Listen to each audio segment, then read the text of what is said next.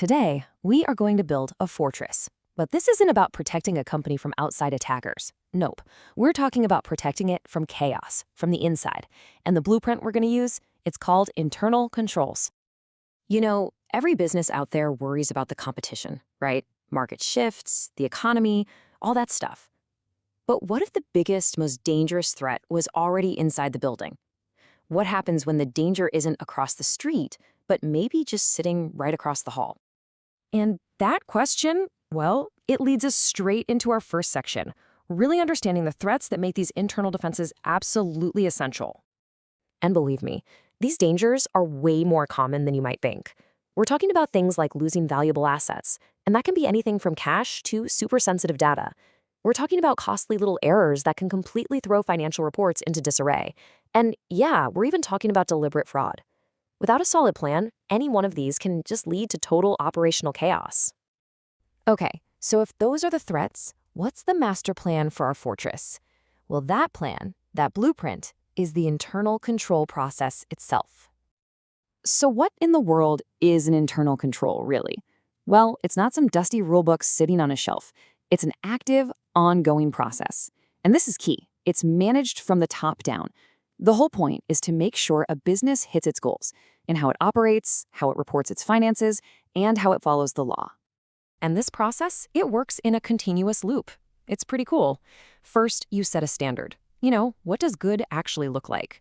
Then you measure what's really happening. You look at the difference between the two, and if there's a problem, you take action to fix it. But, and this is important, it doesn't stop there. The last step is to ask, hey, are our standards still the right ones?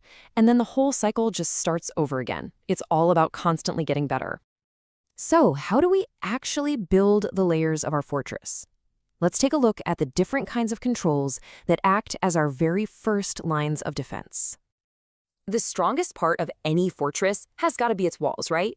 Well, in the world of internal controls, those walls are your preventative controls. Their entire job is to stop a problem before it can even begin. This is your proactive frontline defense. And here are some really simple but powerful examples.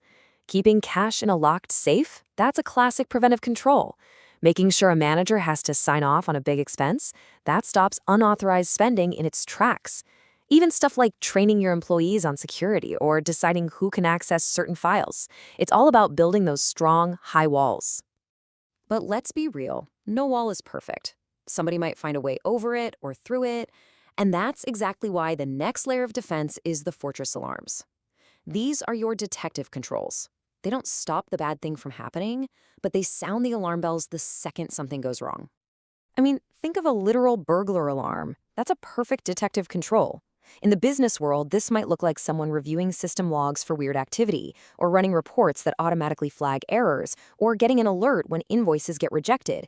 The breach might have happened, but the important thing is now we know about it, instantly.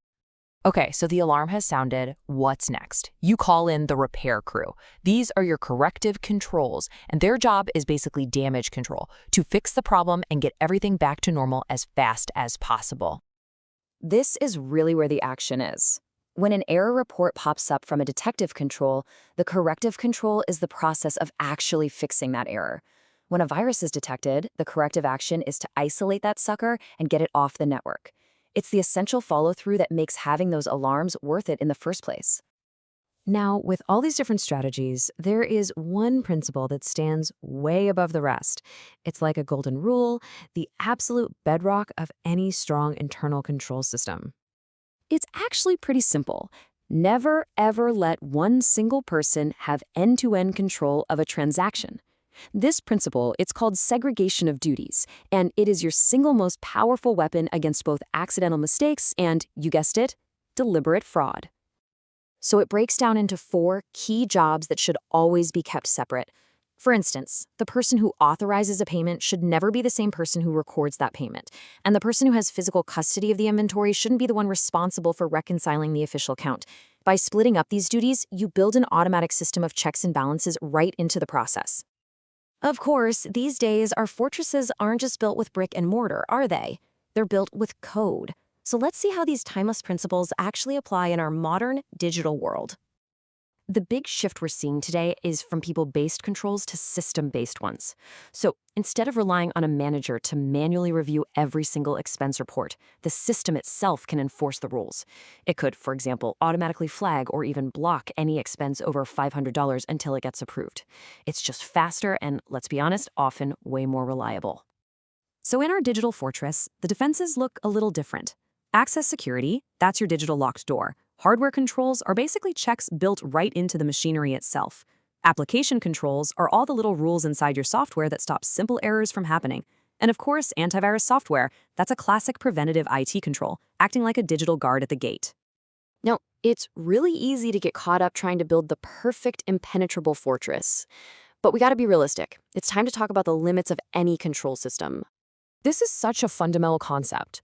A control is only worth doing if the problem it prevents is actually more expensive than the control itself, right?